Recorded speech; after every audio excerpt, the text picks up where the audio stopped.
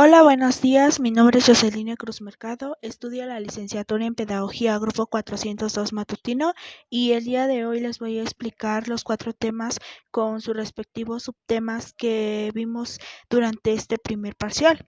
El primer tema es el proceso de la investigación, en la cual tiene 4 subtemas y el proceso de investigación pues es formular de manera lógica y coherente los problemas que a partir de toda esta postura es la cuantitativa, cualitativa y la mixta. Debe redactar objetivos y preguntas de investigación a partir de este proceso. Debemos de comprender los criterios para proponer la evaluación y pues como dije tiene 4 subtemas y el primero es la definición de la investigación, que es un conjunto de procesos sistemáticos, críticos y empíricos que se aplican al estudio de un fenómeno o problema. Su segundo subtema son los tipos de investigación, que es la cuantitativa y la mixta. La cuantitativa es un corte de investigación o enfoque. La cualitativa son situaciones de cualidades, métodos o series de pasos para obtener estadísticas, objetivos de estudio, que es a lo que estamos investigando, y una hipótesis. Y la mixta pues utilizamos 2, pero una con mayor cantidad. Nuestro tercer subtema es el enfoque cuantitativo. Eh, Utiliza la recolección de datos para probar hipótesis con base en la medición numérica y el análisis estadístico, con el fin de establecer pautas de comportamiento y probar teorías. Y nuestro cuarto subtema son las características del enfoque cuantitativo. El investigador o investigadora debe de plantear un problema de estudio delimitado y concreto sobre el fenómeno. Una vez planteado el problema de estudio, el investigador o investigadora considera lo que se está investigando anteriormente y construye un marco teórico del cual deriva una o varias hipótesis. Se generan antes de recolectar y analizar los datos de la hipótesis. La recolección de los datos se fundamenta en la medición. Esta recolección se lleva a cabo al utilizar procedimientos estandarizados y aceptados por una comunidad científica. También se representan mediante números y se deben analizar con métodos estadísticos. En el proceso se trata de tener el mayor control para lograr que otras posibles explicaciones distintas o rivales a la propuesta del estudio se desechen y se excluya la incertidumbre y minimice el error. Los análisis cuantitativos se interpretan a la luz de las predicciones iniciales y de estudios previos. La investigación cuantitativa debe ser lo más objetiva posible. Los estudios cuantitativos siguen un patrón predecible y estructurado, y se debe tener presente que las decisiones críticas sobre el método se toman antes de recolectar los datos. Nuestro segundo tema son las fuentes de una idea para la investigación cuantitativa. Hay una gran variedad de fuentes que pueden generar ideas de investigación, entre las cuales se encuentran las experiencias individuales, materiales escritos como libros, artículos de revistas o periódicos, notas y tesis. También son piezas audiovisuales y programas de radio o televisión, información disponible en Internet, eh, de teorías, descubrimientos, productos de investigaciones, conversaciones personales, entre otras aplicaciones que se pueden utilizar. Este segundo tema tiene 2 subtemas, que La primera es la investigación previa de los temas. Hay temas que han sido más investigados que otros y en consecuencia su campo de conocimiento se encuentra mejor estructurado. Estos casos requieren planteamientos más específicos.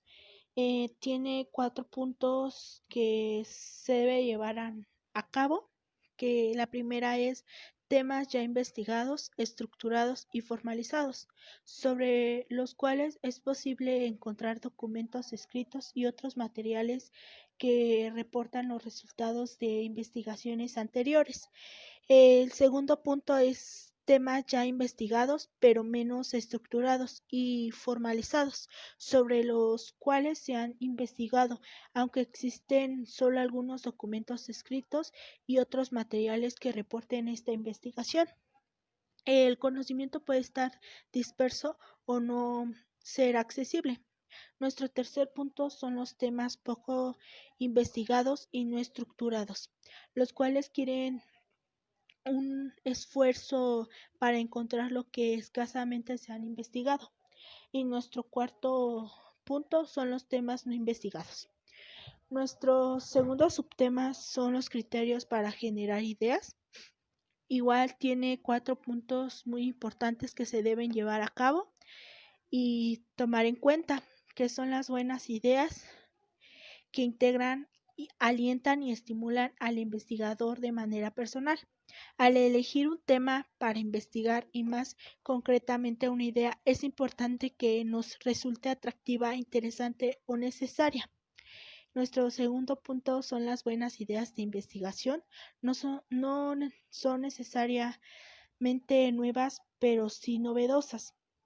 Es necesario actualizar estudios previos, adaptar los planteamientos derivados de investigaciones efectuadas en contextos diferentes o conducir ciertos planteamientos a través de nuevos caminos. Nuestro tercer punto son las buenas ideas de investigación. Pueden servir para elaborar teorías y solucionar problemáticas. Una buena idea puede conducir a una investigación que ayude a formular, integrar o probar una teoría. Al iniciar otros estudios que, aunados a la investigación, logren construir una teoría o bien a generar nuevos métodos de recolectar y analizar los datos. Y nuestro cuarto punto son las buenas ideas que pueden fomentar nuevas interrogantes y cuestionamientos. Hay que encontrar respuestas, pero también es preciso hacer más preguntas. A veces es un estudio que debe llegar más preguntas que respuestas. Nuestro tercer tema son los planteamientos de problema cuantitativo, que son los elementos de planteamiento de problema. Este tiene 6 subtemas. El primero son los objetivos generales y los objetivos específicos. Los objetivos deben expresarse con claridad y ser específicos, medibles, apropiados y realistas, es decir, sostenibles de alcanzarse. Son las guías de estudio y hay que tenerlos presentes durante todo su desarrollo. Al redactarlos es habitual utilizar verbos y derivados del tipo describir, determinar, demostrar, examinar, especificar, indicar, analizar, estimar, comparar, valorar y relacionar respecto de los conceptos o variables incluidas. Los objetivos que se especifiquen deben ser congruentes entre sí. Nuestro tercer punto es la viabilidad de la investigación.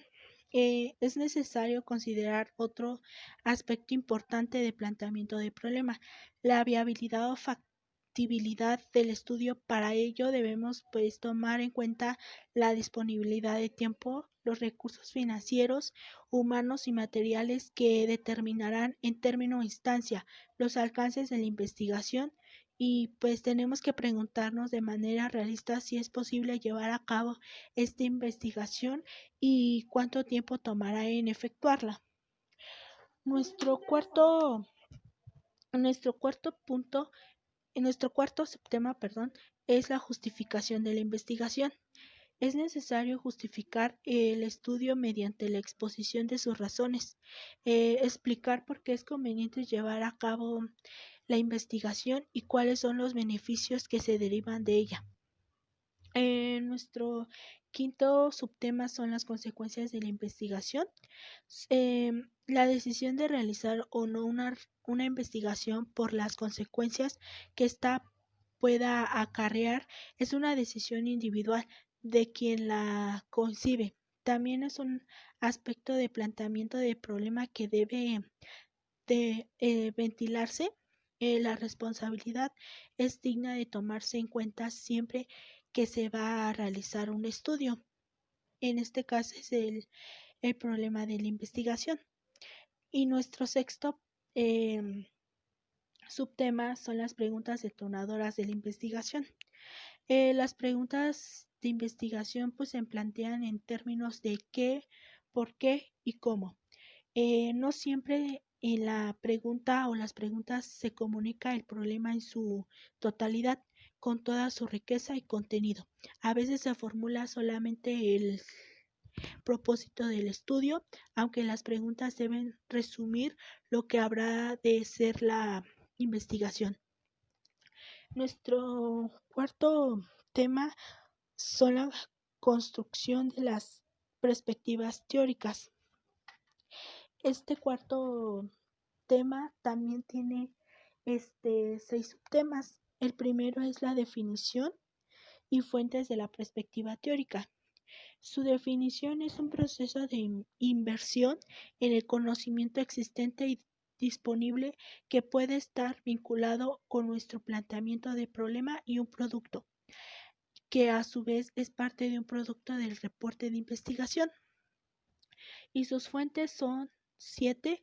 La primera es ayuda a prevenir errores que se han cometido en otras investigaciones. El segundo es orienta sobre cómo habrá de realizarse el estudio. El tercero es amplia el horizonte de estudio o guía al investigador para que se centre en su problema y evite desviaciones del planteamiento original. Nuestro cuarto punto es documenta la necesidad de realizar el estudio. El quinto punto es conduce al establecimiento de hipótesis u afirmaciones que más tarde habrá de someterse a prueba en la realidad o nos ayuda a no establecerlas por razones bien fundamentadas. El sexto punto inspira nuevas líneas y áreas de investigación y el séptimo punto es promover de un marco de referencia para interpretar los resultados del estudio. Nuestro segundo subtema son las etapas de la perspectiva teórica, que en la cual también tiene 2 puntos que son muy importantes. La primera es la revisión analítica de la literatura correspondiente y la segunda es la construcción del marco teórico, lo que puede implicar la adaptación de una teoría. Nuestro tercer subtema es la consulta y obtención de la literatura. Consiste en seleccionar las que serán de utilidad para nuestro marco teórico y específico y desechar las que no nos sirvan. Las fuentes primarias más consultadas y utilizadas para elaborar marcos teóricos son libros, artículos de revistas científicas y ponencias o trabajos presentados en congresos, simposios y eventos similares, entre otras razones porque estas fuentes son las que sistematizan en mayor medida la información, profundizan más en el tema que desarrollan y son altamente especializadas, además de que se produce en tener acceso a ellas por el Internet.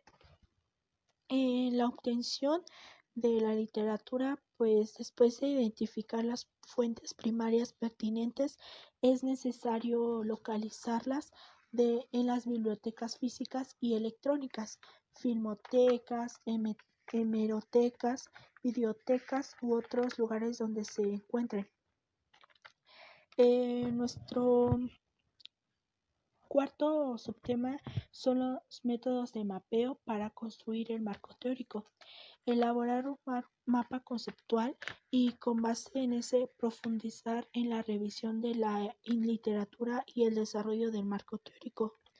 Como todo mapa conceptual, su claridad y estructura depende de que seleccionemos los términos adecuados, lo que a su vez se relaciona con un planteamiento enfocado. Nuestro quinto subtema es el método por índices para construir el marco teórico. Consiste en desarrollar en primer lugar un índice tentativo desde global o general e irlo afinando hasta que sea sumamente específico. Luego se coloca la información y referencias en el lugar correspondiente dentro del esquema. A esta operación puede denominarse vertebrar el marco perspectiva teórica. Y nuestro sexto subtema es la extensión y número de referencias para el marco teórico. ¿Cuántas referencias debe usarse para el marco teórico? Pues esto depende del planteamiento del problema, el tipo de informe que estemos elaborando y el área en que nos situemos, además del presupuesto. Por lo tanto, no hay una respuesta exacta ni mucho menos. Algunos autores pues surgieron un mínimo de 30 referencias para una tesis de posgrado o maestría y artículos para publicar en revistas académicas. ¿Qué tan extenso debe ser el marco teórico? Hay dos autores que el primer autor nos menciona Creswell, que él nos recomienda que el marco teórico de propuestas de tesis sea de entre 8 y 15 cuartillas estándares, en artículos para revistas científicas de 6 a 12, en tesis de la licenciatura y maestría de 20 a 40 y en disertaciones doctorales de 40 a 50. Una tendencia es que el marco teórico sea breve y concreto, pero sustancial. El segundo autor es Sabine, Madden y Major. Consideran una extensión aproximada de 10.000 palabras y desarrollar entre 4 o 5 aportaciones fundamentales. Bueno, esto sería todo por mi parte. Em, pues gracias por su atención.